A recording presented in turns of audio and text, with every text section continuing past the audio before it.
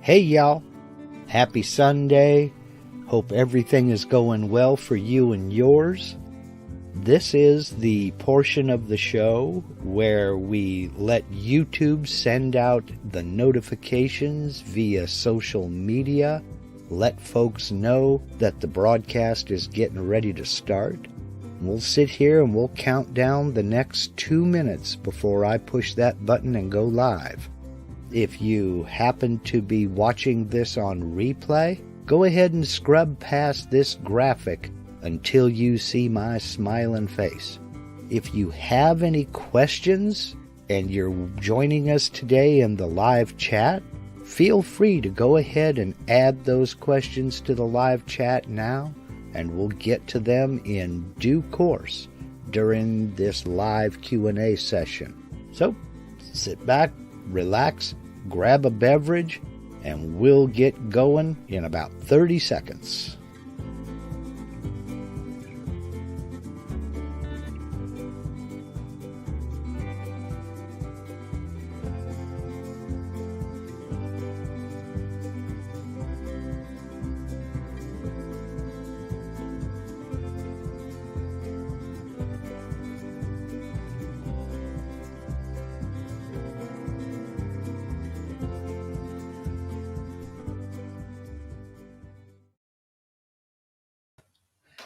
Hey y'all, happy Sunday to you. We made it through another week, and a busy week it has been. I'm here to tell you what. Wow, lots of stuff going on. Too many things going on in the background. It's I've got the CNC here. It's been here for a while, and I know I promised folks a video on everything that I was going to have to go through to get this re-leveled, re-straightened, and ready to cut out here. I'm probably not going to be able to do a video because something I didn't take into account when I built this was I built it in situ. So it was built for that shop. Well, now we've moved it, and I don't quite have to rebuild it for this shop, but I'm having to go back and readjust almost everything on it. Simply put, I made a joke of it several times before about how I think they troweled that concrete floor in there with a chainsaw. But I think if I were to cut that floor into 6-inch squares and measure the thickness, I don't think any two thicknesses would be the same. And this poor CNC was so twisted and bound up when I got it moved in here, because it's now sitting on a flat level floor. It's just been crazy. I've been chasing my tail on a couple of things, but I'm getting it dialed in. So, and I haven't even started tramming it yet. It's just really, it was twisted in several different directions at once. So I'm getting it straightened out. But there is so much going on, I don't think I'm going to have a video on that process. So that's probably more than anybody cared or needed to know, cared about or needed to know. But it's just something to think about. And if you build a CNC in one place and then go to move it, you are going to have some adjusting to do. You're going to have some tweaking to do.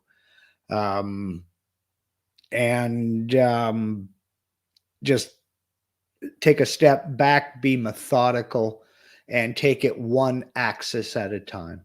I mean, I focused on the table and the gantry moving along the y axis, and I've got that dialed in good. I'm almost finished with the x axis now, running across the gantry. I've got a little bit more adjusting to do, but not much. The Z is fine. That really didn't change, but I'm getting there. It's just slow, methodical, and it's repetitious. So, okay, let's see. I already see a few questions out here. I will go ahead and take care of those real quick. And then I'll get into the topic that I wanted to talk about. It's a brief topic, it's fairly basic. Um, and it just having to do with drawing polylines, lines and polylines. And just a quick refresher with maybe a few things you didn't know, maybe a few things you did, but maybe forgot.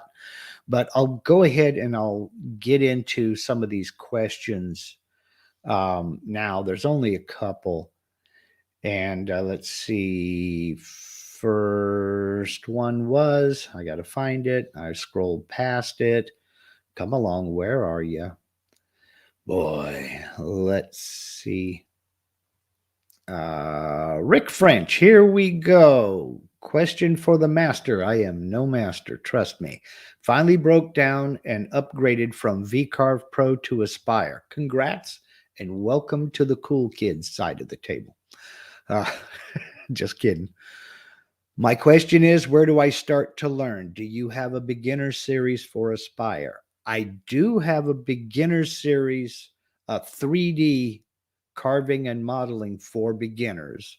There is a link in the description of this video and all of my videos on the 3D carving for beginners.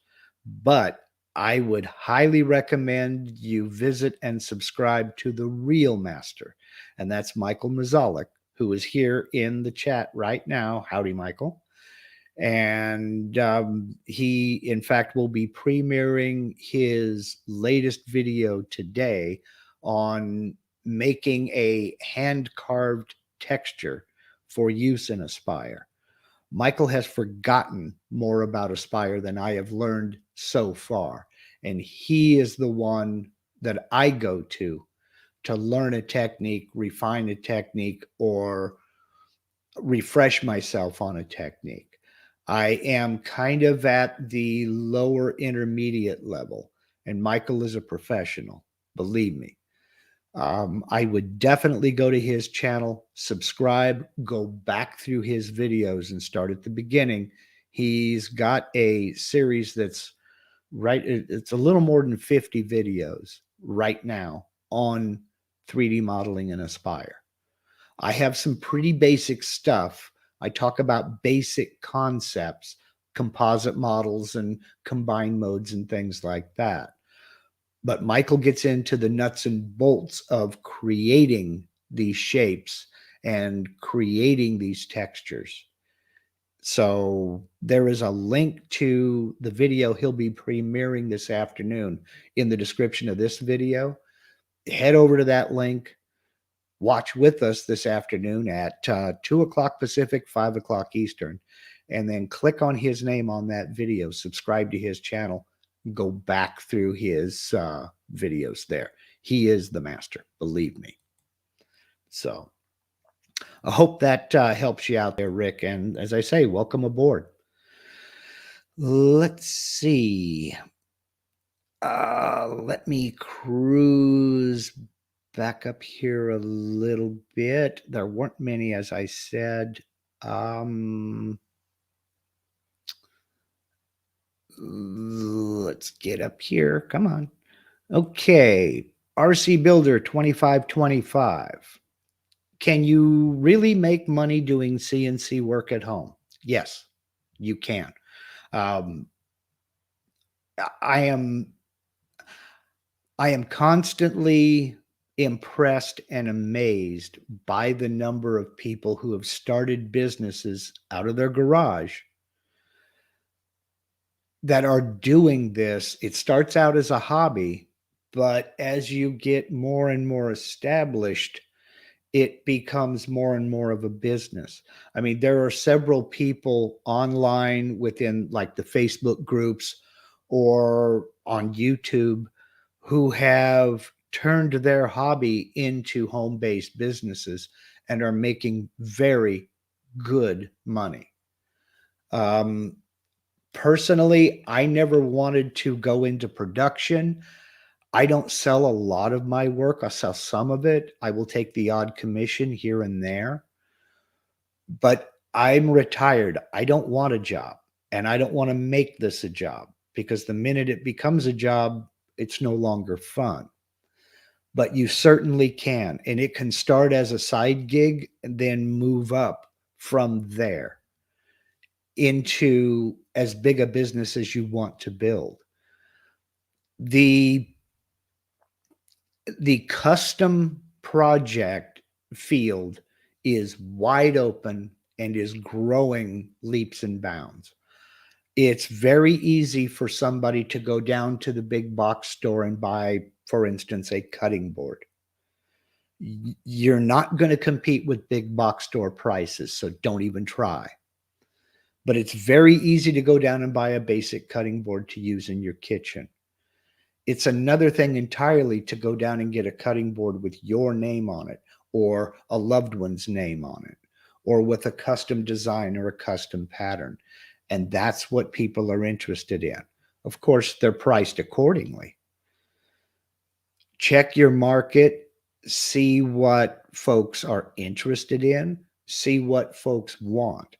If you have a specific thing you would like to make, if you already have a product in mind, all the better, because you can use the CNC to help streamline the making of that project. Like I see your name, RC Builder. If you are building chassis for cars, you can use the CNC to streamline the building of those cars, those chassis, and allow you to focus on other things while the machine is cutting parts. So the money can be made, but it helps if you already have a product or service in mind. So just Paul Coffee, thank you very much for the super chat. I do appreciate that. You guys are the best.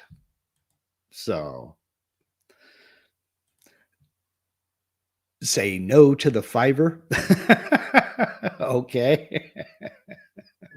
I'm not even going to try to understand what that meant. But yes, the money is out there to be made. The thing is finding your niche and finding the need that you can fulfill.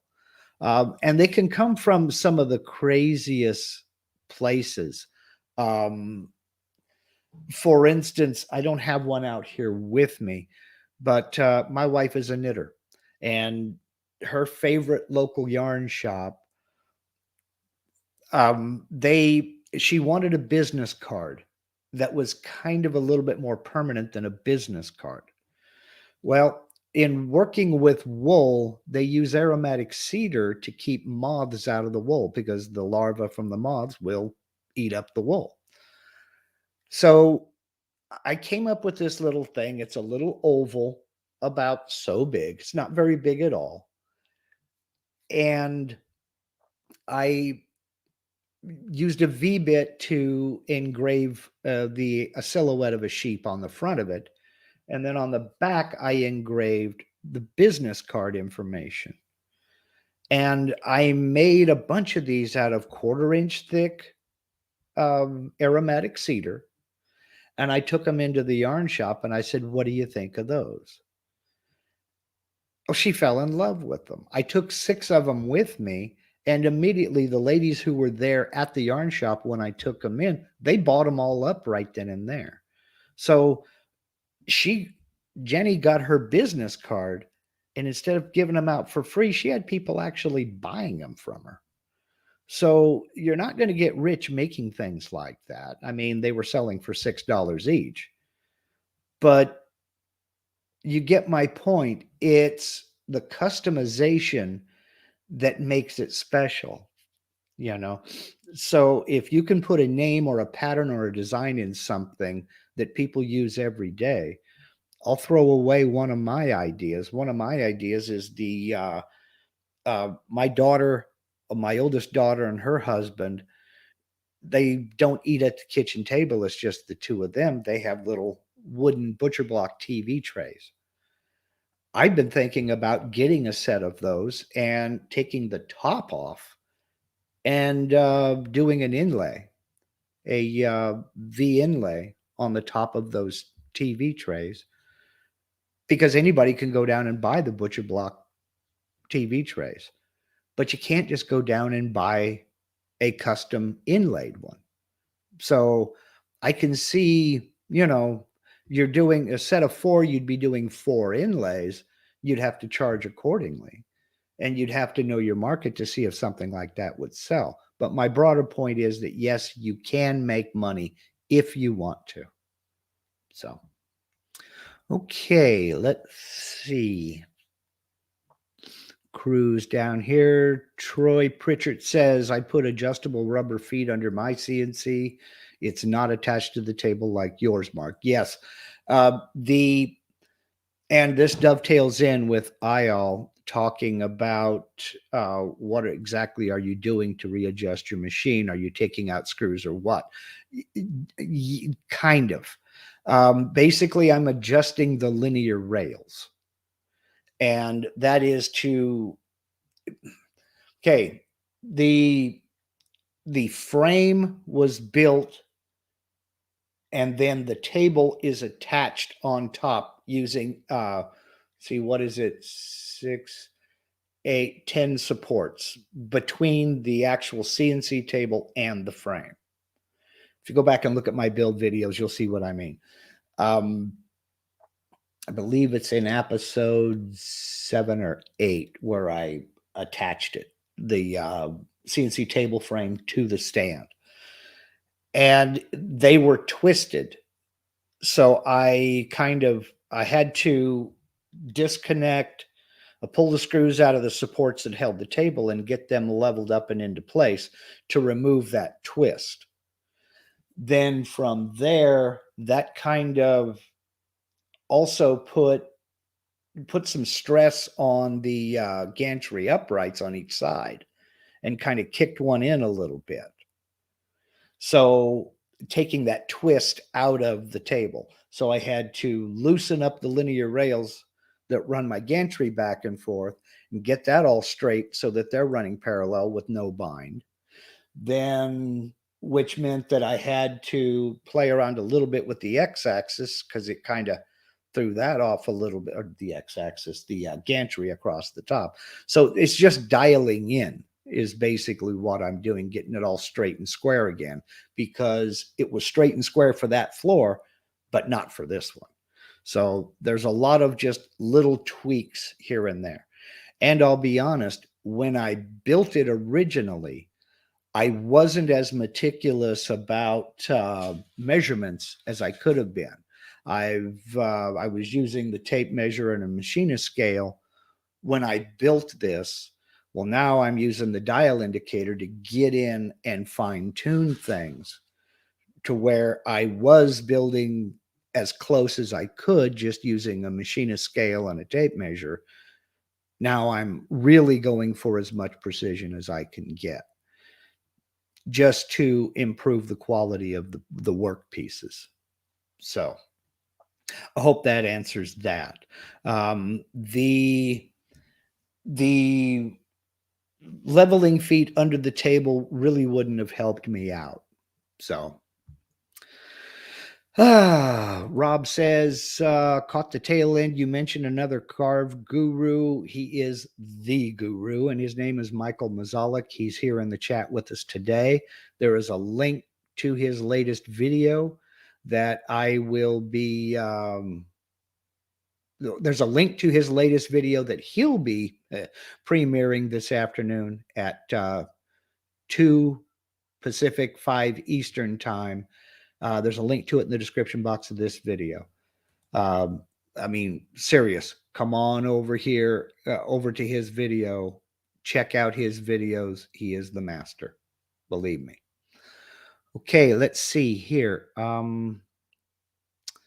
Somebody was asking where to find 48-inch long aluminum, and everybody agrees that the place to go is a company called Orange Aluminum. Hashtag not sponsored. John Calvi, there you are. Know any place I can get 48-inch T-Track Orange Aluminum? I believe they have it in up to 6 foot or 8 foot lengths. I'm not sure. But yes, Orange Aluminum is the company. That's where I got mine. Hashtag not sponsored. All right, let's see here. Question: how to rotate a design 90 degrees. That includes models and vectors and a drive rail profile for the molding toolpath. Okay, Stephen, let's jump over to Aspire. And folks have already mentioned it, but I'll give you a practical demonstration. And let's go ahead and make a 5-pointed star. And let's put it right there. Close that. Let's make it a little bit bigger so you can see it.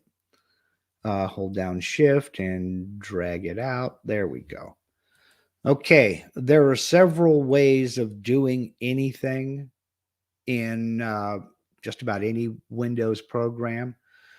But if you wanted to rotate this 90 degrees, select it so that it's highlighted in pink. Come over here to rotate selected objects. Then you will select the center mark, the center point of the object. Now, if you'll take a look here, this double circle is the rotation center. This is the center of where you're going to rotate it. If you want this in the center, you'll make sure your X and Y 0 are 0 and click Apply. Oops. Absolute. Sorry. Boy. Click Apply. Well, why are you not doing it? I want you to rotate. Maybe it did. Okay. Use coordinates. Center point. Apply. Let's try. Oh, I got to set an angle first. Come on, Mark. Wow, wake up. It's been a long week, y'all. All right, let's say you want to rotate it 90 degrees. 90 degrees. Now we'll click Apply. There it goes. Now it went off here. Wait a minute. 0.0. Absolute angle. 90 degrees.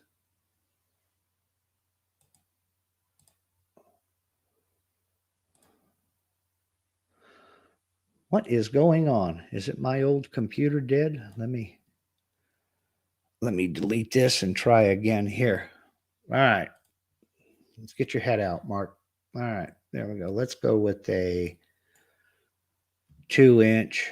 Create that star. Still not big enough. Select it. Shift. Pull it out. Okay. Select it. Rotate. Let's go with an angle of 90 degrees and apply. Okay, and that rotated the angle 90 degrees.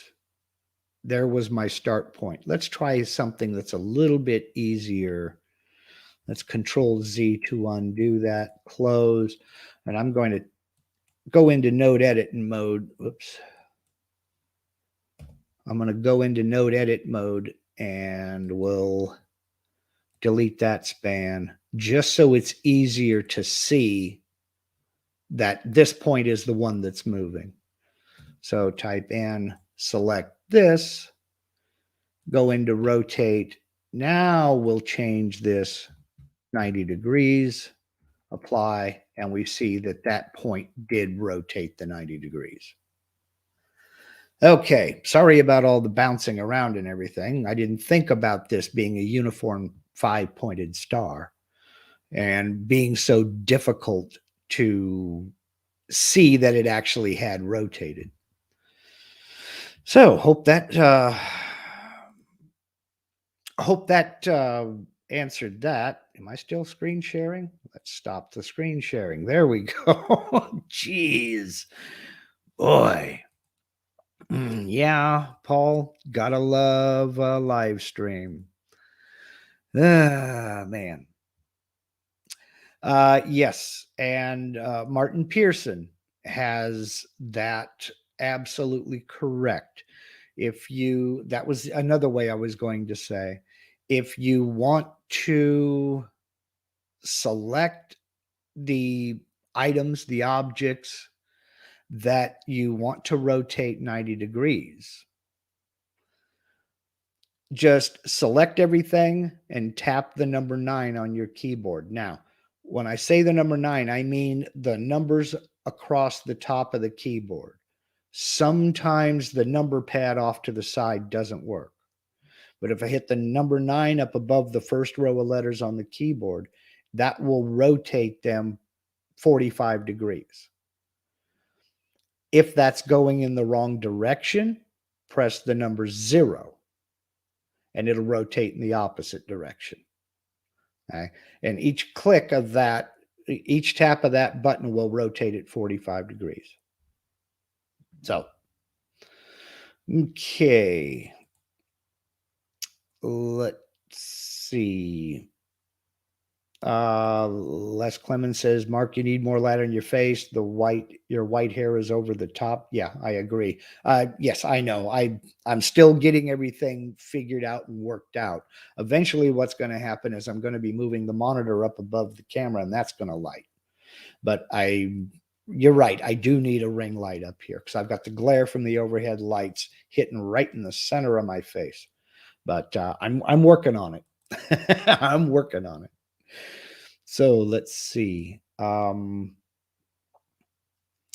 Let's see here. The fuzz. Did you ever get Shane to explain the overlapping vector trick? No, and I need to get a hold of him again to talk to him about that. So no, I have not yet. He's a very, very busy guy and he doesn't really have a lot of time to sit and chat. But so I'm trying to nail him down, find a mutual time where we can sit and have a nice long chat about that. Believe me, I'm as interested in that as you are. Trust me.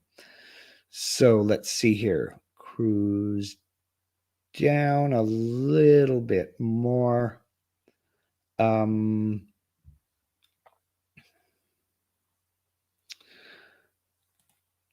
Okay. Mark, I think it didn't change the coordinates to 0 because you didn't have the radio button above the coordinates. That's exactly right. It was using the center as indicated on the left side. You're absolutely right. And I had forgot to enter the angle that I wanted it to rotate, so it didn't know what I wanted, so it didn't do anything. So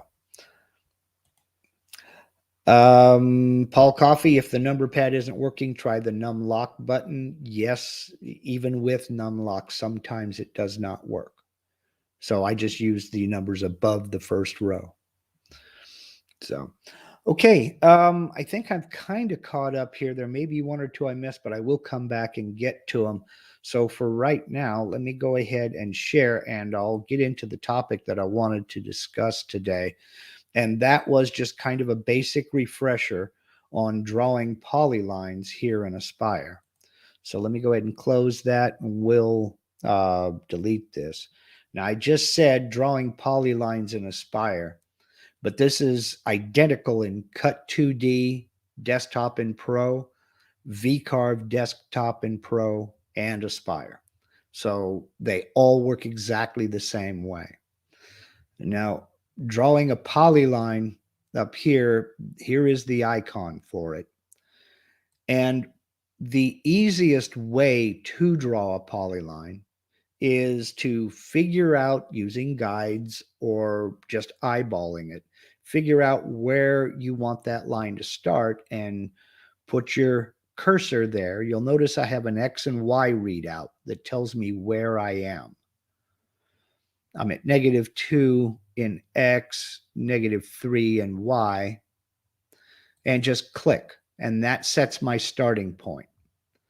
Now, I took a little bit of teasing when I made the video on what a vector is, but this is where remembering this comes into play. You need certain things to create a vector. You need a start point, you need an end point, you need a direction, and you need a length. So if you look at my readout right now under my cursor, it says L3.1. That's the length. I'm using imperial measurements. Right now it's 3.1 inches. And you see A, 15.0. The angle is 15 degrees. That's where my cursor is moving. Now I'm at 4.1 inches at an angle of 15 degrees. And you see that kind of a ghosted line projecting beyond the vector I'm currently drawing. That's to let me know that smart snapping is letting me know that I can keep moving along that line and it is snapped to that angle. The angle is set to 15 degrees. It will snap to the next 15 degree. Now I can do anything in between. I can come up here to 22.8 degrees if I want to, but it's not snapped to that angle. It is snaps in 15-degree increments. Now, once I have the length I want, let's say 6.0 inches, and I want it at 0 degrees, I just click again, and that ends that section of the polyline. Now, you see I've still got this tail here. I'm still connected. I can accept this length of my polyline by just tapping the space bar, and that ends that current span. So I have that line drawn. Let me Control Z to undo that. Now, what if you have a specific place where you want to set your first point? You can get in here and you can play around and try to get those numbers as close as possible. But if you have a specific starting point you need for that line to begin, that's when we come over here and we use the field in the form.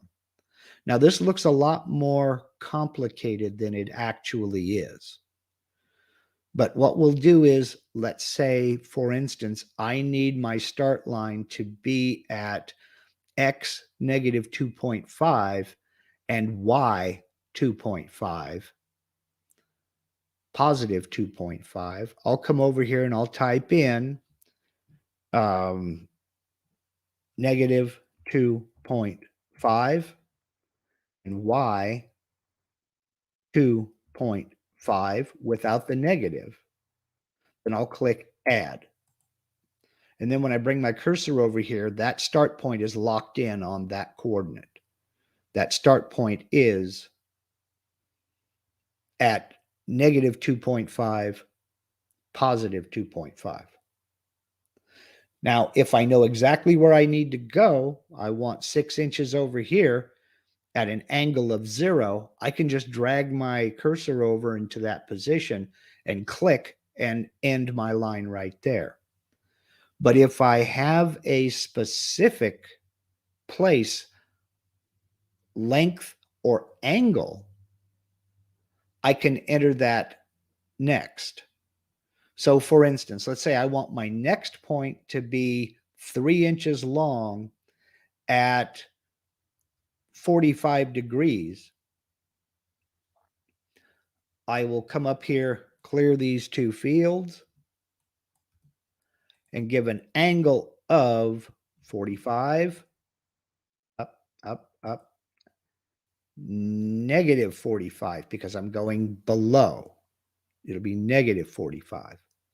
And a length of 2 inches, 2.0. I'll click add. Now that has brought me, that's entered a point 45 degrees. I'm pointing at the screen like you can see my finger. That has entered another point 40 at a 45-degree angle from my starting point, and the span is 2 inches long. So that is a way to get things precisely placed, is to set your start point using these coordinates up here and set your next point using an angle and a length. Now, if you don't have to use angle and length, you can use another set of coordinates. From here, if I want to go to, let's see, let me come up with something. Let's say I want to go to X. Let's see, I'll clear these two fields here. Let's say I want to go to X 2.5 and a Y of negative 1.0. I'll click add, and my next segment will be on that absolute coordinate. So that's a way of accurately placing the points of a polyline exactly where you want them. Now down here we have dx and dy. These are also coordinates, but these are relative coordinates. These are absolute coordinates. This x 2.5, y negative 1.0, the x is 2.5 inches to the right of 0, and the y is 1 inch below 0, the y 0. That's an absolute coordinate. Now, if I want to go relative to this last point, that's where I would use dx and dy. So let me clear these fields. And let's say I wanted to go in X, I wanted to come over 1 inch. So I would go positive 1.0, and I want to come up 1 inch. That's also a positive 1.0. I'll click add, and my next point is 1 inch to the right and 1 inch above my last point. So these are relative coordinates where these are absolute coordinates.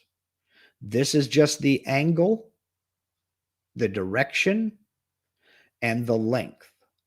You need those 4 things to be a valid vector. You need a start point, an end point, a length, and an angle to create a vector. Now, setting your start point and your stop point, let me go ahead and hit spacebar to accept that line.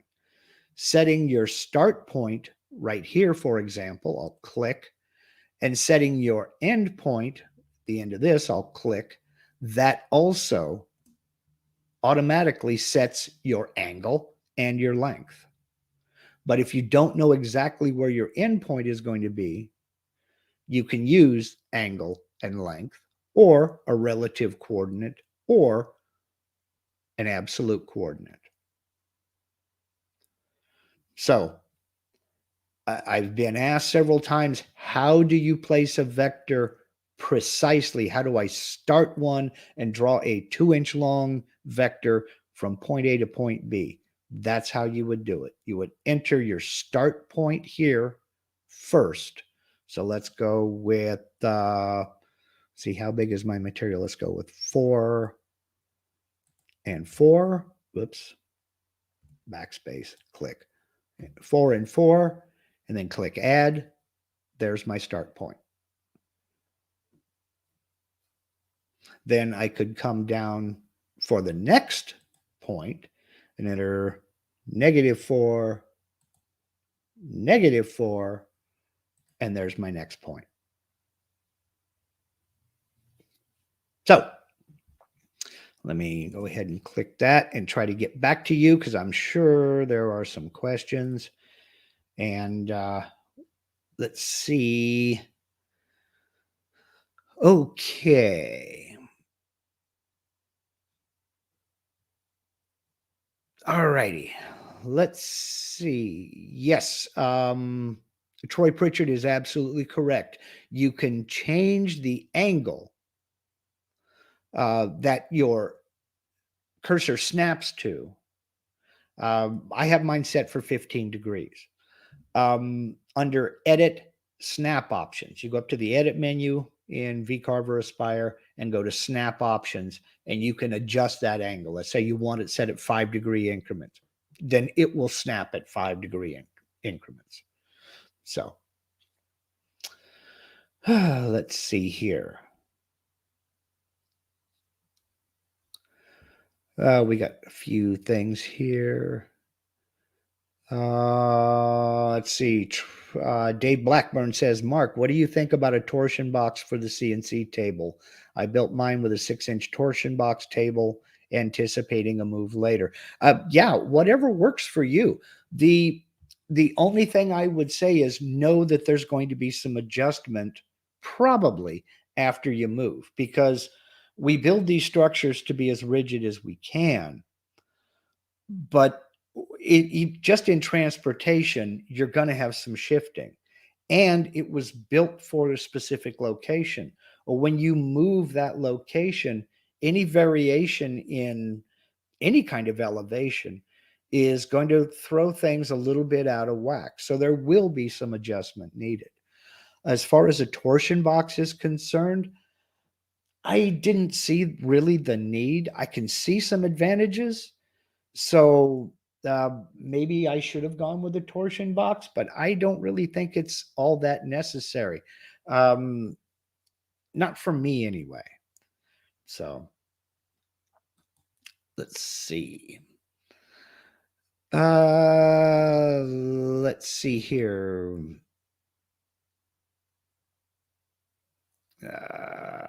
Rob Sandstrom, are you talking with Shane Peters? I'm close friends with him, and we are in constant discussion. We'll talk, Rob. We will talk. Believe me.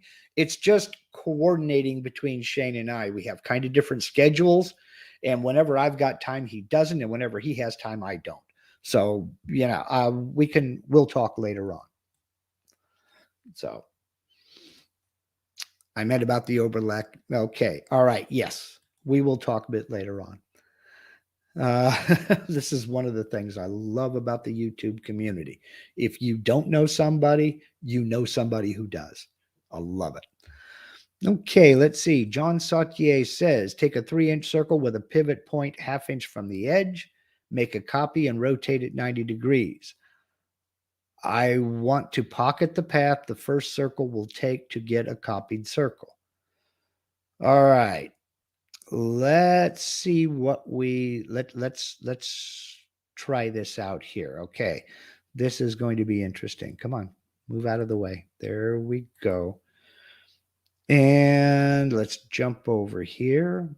Wait a minute. Am I actually sharing yet? No, I am not actually sharing yet. Okay, there we go. All right, let's close this and let's see if I can remember what he said. All right, let's take a circle. I believe he said a 3-inch circle, and we'll just put it up here. All right, close. Now, I can't remember what you said. I'm sorry. Take a 3-inch circle with a pivot point 1/2 inch from the edge, make a copy and rotate it 90 degrees. Okay. All right. Let's see. Are you using mirror? No, you're not using mirror. You are using rotate, and you want to set this a 1/2 inch away, are you wanting to pocket out the area where they overlap, or are you wanting to pocket out the center of each one of those circles? That's going to be the intriguing part. John, I don't know if you're still there. Let's see. John Calvi says, finally got my big machine up and going and don't know where to start. What are some good starting project ideas to learn? Probably the simplest one is, okay, number one, learn the machine. Okay. It's one thing to be able to draw something in VCarve or Aspire. It's another thing entirely to be able to get that design out of the VCarve or Aspire and into the language that your machine understands and set it up for your controller. That's called generating G code. After you've drawn the project, calculated the tool paths, you'll generate the G code for your controller, take that G code file out to the machine and actually start cutting. Learn that step. The people to talk to on that are the machine manufacturer or their support forum or support community. For instance, if you have a Laguna, go to Laguna's website, check out their support forum. It's excellent. Those are the people who use your machine. They know what post processor you use. They know what controller you use, and they know all the settings and everything you need to know to get that design out of VCarve into the language your machine understands so you can get cutting. As far as a design to draw, I find the most basic is an address sign that has your home address on it. It's just a small sign that will teach you a lot of the fundamentals. You don't even have to hang it up. You don't have to put it outside or do anything like that. But it's just a quick way to get some instant gratification. You're cutting out a shape, you're cutting some text, then you can carve from there, leave the text standing proud, V-carve the text, whichever you prefer, and get some finishing experience on the pieces. If you look down in the description of this video, you'll find a series called V-carving for the absolute beginner. Start at number 1 and then go on to number 2. Number 2, you'll do an address sign, just like what I just described. Very simple, very basic. So, okay, let's see. Okay, John is back. He says, make a copy, rotate the copy 90 degrees, then pocket between the 2 circles. Okay. So, share screen, pocket between the 2 circles. All right. So, let's go ahead and make a copy. I'll just select it, put it into move and transform mode, hold down the control button on my keyboard, click that center and drag a copy over. Now you want that a 1/2 inch away. Okay. Let's go. There is snap. There's a 1/2 inch right there. Now you want to pocket this area out, correct? Here is a very common issue. We have 2 overlapping vectors. Now, I don't know if you're going to do anything out here or not. I really don't. So what I'm going to do is I'm going to cheat. I'm going to use layers. So I'll go over here to layers and I have layer 1 selected. I'm going to add a new layer. And just for brevity, I'll just call this layer 2. I'm going to copy these by selecting, right click, copy to layer 2. Okay. Now layer 2 is in bold. It's my active layer. I will turn off layer 1, go back into my drawing tab, and I'm going to cheat. I'm going to use my trim tool to trim these away. Rejoin the trimmed sections is checked. So close. And now I have one closed vector right there. And I can tell by going to join, and it tells me I have one closed vector. Okay. Now I can turn both layers back on, and I have this circle, I have this circle, and I have that area that I can pocket out.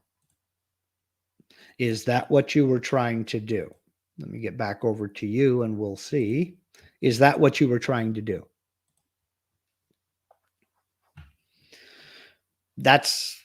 I cheat. That layers are good for that. You have two that overlap. You want to keep both circles, but you want to do something where they overlap. Copy them, trim away the excess, and use what's left. So, does that help you at all?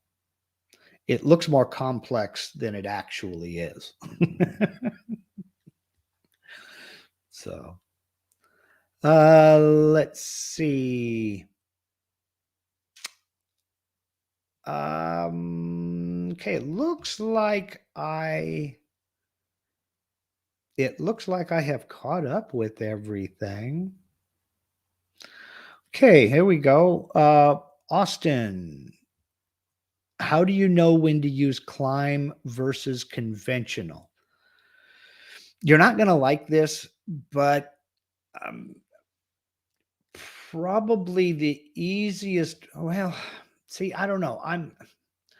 My default is to go with climb because, as I've said before in a couple of videos, there are going to be times, especially if you are cutting around the perimeter of something, whether you're cutting the inside or the outside of a vector, there are going to be times where you are feeding in a climb direction and then you come around and you go the other way.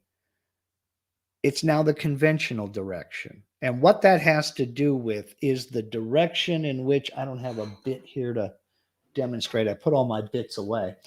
The direction in which the teeth are engaging with the material. Are they engaging against the cut or with the cut? So are they taking shavings off in this direction or are they taking shavings off in this direction? Well, when you go this way, they're taking it off in one direction. And when you go this way, they're taking it off in the other. So I default to climb cut because overall, I get a better finish. Conventional milling, I have not really found any times where that gives me a better finish than climb cut does. Rick French, thank you very much for the super sticker. You are awesome. I really, really appreciate it. I really do. So Austin, I hope that helps you out. I mean, I know it's kind of, it sounds like I'm copping out when I say there's not really, it's not really any advantage I have found to any kind of, to go conventional versus climb. Climb gives a better finish. So, okay, I see. You say struggling to get better finish in a V-bit carving. I have found that a little bit slower feed rate and run it twice. I mean, it depends. Obviously, if you've got a 6-hour carve, running it twice is generally not really an option. But if I'm just V carving some text, I will run that toolpath twice. and that'll go back and kind of clean up. So, but I find a little bit slower. See, this is why I don't get into feeds and speeds, because a lot of times, depending upon the material, you'll find that the bit is being forced through the material and it's moving so fast it doesn't have then it doesn't have enough time to actually cut the material. It's tearing the material.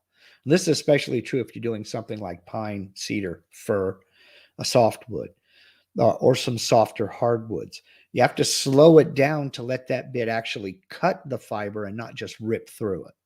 Because a softer wood especially will allow that bit to just rip through. I mean, do a V carving in poplar and you'll see what I mean. You have to slow it way, way down. So just, experiment with some scrap, and I'm serious about that.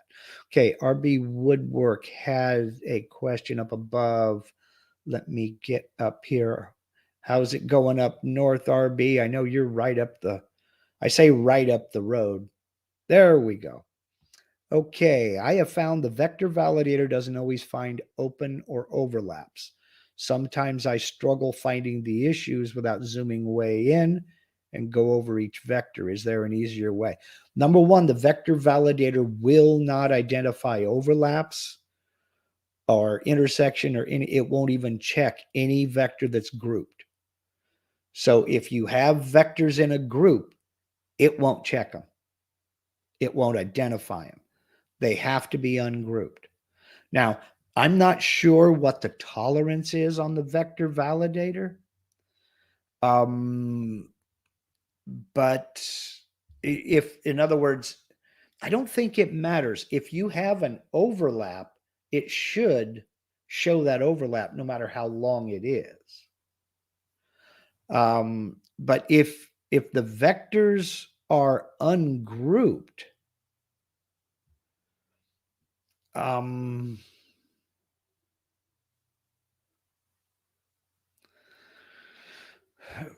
it should find the overlaps. But that's the big thing there is you'll have to ungroup those vectors, then run vector validator, then go back and regroup them after you've made the changes. So,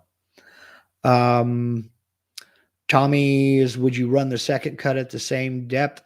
Yes, exactly. So what I'm saying is run the V-carve toolpath, and as soon as it get back to home, I start it again. I make no adjustments, no changes. It goes back and retraces everything, makes a second cut, and generally speaking, cleans up everything that was left behind by the first cut. It really does work. Okay, and Michael is saying the validator will only list 1,000 of each. Yeah, so if you have a lot of work to do, it's not going to get everything.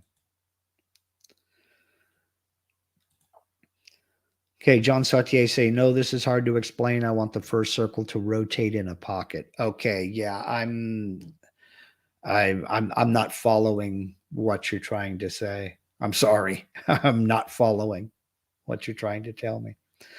Okay, we are right at the top of the hour. I need to go ahead and end this. I do have a couple of things to say, some housekeeping here in the background. Please wait to the end because I do have an important announcement to make. First is Michael Mazalik is going to be premiering his latest video on creating a hand-carved texture in a spire. And that premiere will start at 2 o'clock Pacific, 5 o'clock Eastern today. There is a link to it down in the description. So I hope to see you there. Second is my friend Jerry at Living Beyond Disability is running his 2021 Fairy or Gnome House Challenge. This is a contest that's open to all makers, whether you CNC or whether you use a laser, if you want to use a plasma cutter. The material doesn't matter. The technique doesn't matter. This competition runs through December 17th, 2021. I've got a link in the description to this challenge. The number one stipulation is your fairy or gnome house has to be less than 12 inches wide, 12 inches tall, 12 inches deep. That is about 305 millimeters for those of you using the metric system. Imagine a 305 millimeter cube. Your project has to fit down inside of that cube. So head over to Living Beyond Disability and check out the webpage. There's a link in the description. And check out the rules for the competition. If you don't want to enter the competition, head on over and check out the page.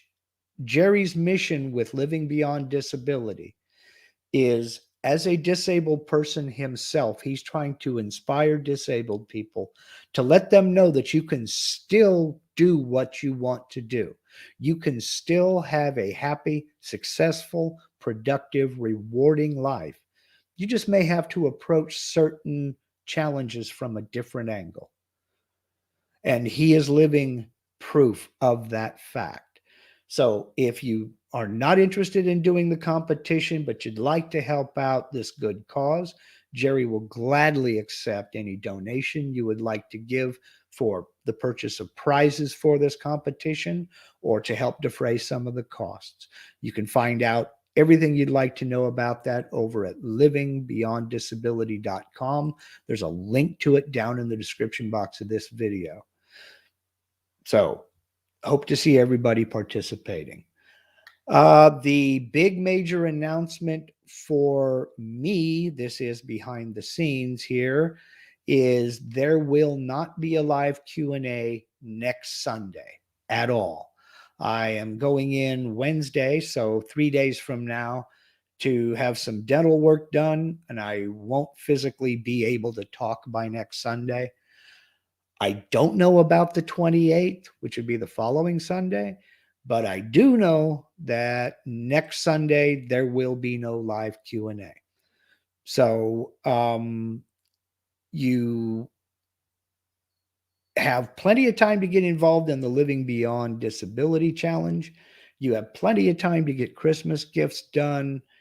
You have plenty of time to just have some fun. So do that. Thank you for all the well wishes. I'm sure everything is going to go just fine. It's just I'm not going to be physically able to talk, and that could be a good thing. I know my wife is going to enjoy it because she doesn't have to deal with it. For those of you who follow the Trampled Underfoot podcast, we will be recording this Tuesday, but not the Tuesday following. So, you know, what can I say about that? We'll see you over on that channel Tuesday night. For everybody else, thank you very much for all of the super chats and the super stickers. Thank you very much indeed to everybody who has clicked that donate link down in the description of all my videos. And let's go out and do something cool. Let's make some chips, and I'll see everybody in a couple of weeks when I'm done. And for those of you who are into Aspire, I will see you over at Michael's video in about an hour. So until then, y'all take care. Have a good one.